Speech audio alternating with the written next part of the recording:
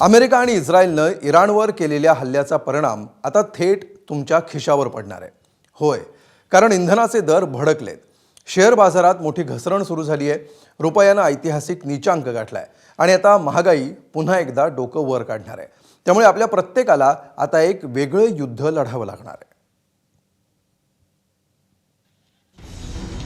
1, 2, 3, 4, 5, 6, 7, 8, 9, 10, 11. 12वर 11 शून्य म्हणजेच 12 लाख कोटी रुपये. भारतीय शेअर बाजारात गुंतवणूकदारांनी 6.25 तासाच्या कालावधीत 12 लाख कोटी गमावले. त्यामुळे आठवड्याचा पहिलाच दिवस गुंतवणूकदारांसाठी ब्लॅक मंडे ठरलाय. सेन्सेक्सनं सुरुवातीला 2400 अंकांनी गटांगळी खाल्ली आणि बंद होतेवेळी 1350 अंकांच्या पडझडीसह 77,566 वर बंद झाला. तर निफ्टीमध्येही मोठी पडझड पाहायला मिळाली. अमेरिका, इस्रायल आणि इराणमध्ये सलग 10 दिवसांपासून युद्ध सुरू असून ते एवढ्यात थांबण्याची काही चिन्ह दिसत नाहीये. त्यामुळे गुंतवणूकदारांमध्ये भीतीचं वातावरण आहे. सोमवारी प्रामुख्यानं बँकिंग आणि finance, auto sector, paint industry, airlines, metal, cement infrastructure आणि IT या कंपन्यांचे शेअर्स मोठ्या प्रमाणावर कोसळले. शेअर बाजाराची पडझड आहे ती हेच दर्शवते की बऱ्याच सेक्टरला याचा त्रास होणार आहे.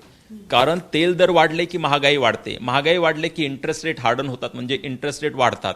इंटरेस्ट रेट वाढले की ग्रोथवरती त्याचा इम्पॅक्ट येतो, निगेटिव्ह इम्पॅक्ट येतो. गुंतवणूकदार हे नेहमी दोन प्रकारचे असतात. जे ट्रेडिंग करण्याचा प्रयत्न करतात शॉर्ट टर्ममध्ये, किंवा जे शॉर्ट टर्ममध्ये गुंतवणूक करण्याचा प्रयत्न करतात. शॉर्ट टर्म म्हणजे 1, 2, 3, 4 महिने, एखाद्या वर्ष किंवा 1.5 वर्षासाठी त्यांना निगेटिव्ह तिची झळ बसते. जी लोक 3, 4, 5 वर्षासाठी इन्व्हेस्ट करतात, माझ्यामध्ये त्यांना काही काळजी करायची गरज नसते. शेअर बाजार कोसळण्याचं प्रमुख कारण म्हणजे युद्धामुळे कच्च्या तेलाच्या कडाडलेल्या किमती. जगाची इंधनाची तहान भागवणाऱ्या पट्ट्यातच युद्धाचा भडका उडाल्यामुळे कच्च्या तेलाचं उत्पादन घटलंय. ब्रेंट क्रूड ऑइलचे दर तब्बल 25% वाढले. ब्रेंट क्रूड ऑइलचा दर प्रति बॅरल $117 वर पोहोचलाय. युद्ध सुरू झाल्यापासून कच्च्या तेलाच्या दरानं तब्बल 50% उसळी घेतली आहे. इराकमधलं कच्च्या तेलाचं उत्पादन 70% घटलंय. कुवेत, UAE, इराण आणि सौदी अरेबियातील रिफायनरीजनी तर एक उत्पादन कमी केलंय किंवा युद्धामुळे प्रकल्पच काही दिवसांसाठी बंद ठेवले. LNGचा प्रमुख पुरवठादार असलेल्या कतारमधले काही प्रकल्प युद्धामुळे बंद करण्यात आले. जागतिक बाजारपेठेत कच्च्या तेलाच्या किमती वाढल्या की त्याचा थेट फटका तुमच्या खिशाला बसतो. भारत त्याच्या एकूण गरजेच्या 89% कच्चं तेल आयात करतो. आंतरराष्ट्रीय दरवाढीनंतर केंद्र सरकार किती दिवस कळ सोसू शकणार यावर बरीच गणितं अवलंबून आहेत. कारण केंद्र सरकारने पेट्रोल डिझेलचे दर वाढवले तर महागाई देखील वाढणार. इंधनाच्या दरावरच निर्मिती, वाहतूक आणि वितरण इत्यादी गोष्टींचं गणित अवलंबून असतं. चिंतेची बाब म्हणजे युद्ध जेवढं जास्त लांबेल तेवढी परिस्थिती आणखी बिकट होत जाणार आहे. क्रूड ऑइल या आखाती देशात जे युद्ध चालू आहे त्यामुळं अक्षरशः दुप्पट झालेलं आहे. म्हणजे काही आठवड्यापूर्वीच आपण ₹60 बॅरलला असायचं, आता ते जवळपास 110 ओलांडून पुढे चाललं आहे. तर हे जवळपास दुप्पट झालेलं आहे. याचा निगेटिव्ह इम्पॅक्ट नक्की जगभरात होईल. त्यामुळं भारतातही होईलच निगेटिव्ह इम्पॅक्ट, कारण आपण 85% आपली जी गरज आहे तेलाची ती आपण आयात करतो आणि त्यातला भरपूर आपण हे आखाती देशातनं आयात करतो. त्यामुळे त्याचा आपल्याला नक्कीच निगेटिव्ह परिणाम हा भोगायला लागणार आहे. आता आयात केल्या जाणाऱ्या कच्च्या तेलासाठी भारताला नेहमीपेक्षा जास्त डॉलर मोजावे लागत आहेत. त्यामुळे डॉलर भाव खाऊन जातोय. परिणामी रुपया प्रति डॉलर ₹92.33 एवढा खाली घसरलाय.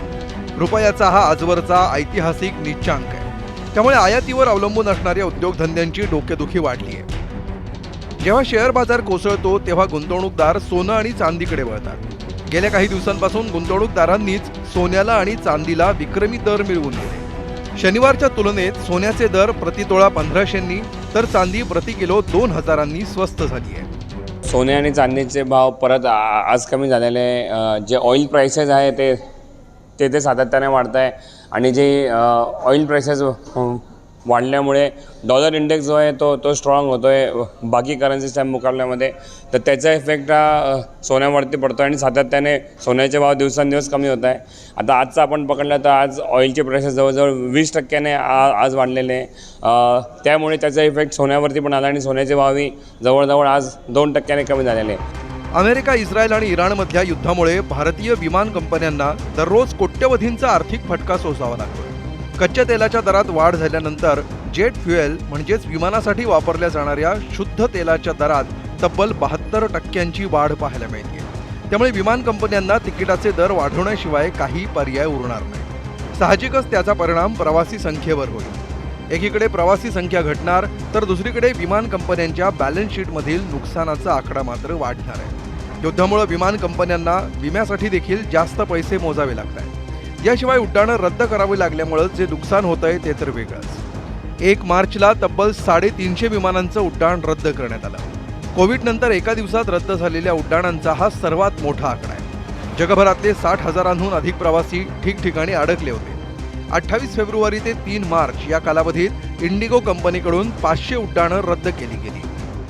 आधीच भारतीय विमान कंपन्या विविध समस्यांचा सामना करत असताना हे युद्ध नावाचं संकट उभं ठाकलंय. विमानासाठी वापरल्या जाणाऱ्या इंधनावरील आयात शुल्क माफ करण्याची आणि इतर शुल्कात कपात करण्याची मागणी विमान कंपन्यांनी केली आहे. आता या विमान कंपन्यांना नुकसानाच्या रनवेवरून सरकार कसं बाहेर काढणार हे पाहावं लागेल. कच्च्या तेलाच्या वाढत्या किमती, त्यामुळे घरंगळत चाललेला रुपया, परिणामी शेअर बाजारातली पडझड आणि या सगळ्यांचा एकत्रित परिणाम म्हणजे महागाईचा भडका उडण्याची दाट शक्यता. आपल्या देशात युद्ध लढलं जात नसलं तरी आपल्याला आणि आपल्या सरकारला या सगळ्या संकटाशी लढावं लागणार आहे आणि कोणत्याही परिस्थितीत ही लढाई हरून चालणार नाही. ब्युरो रिपोर्ट, एबीपी माझा, मुंबई. एबीपी माझा, उघडा डोळे बघा नीट.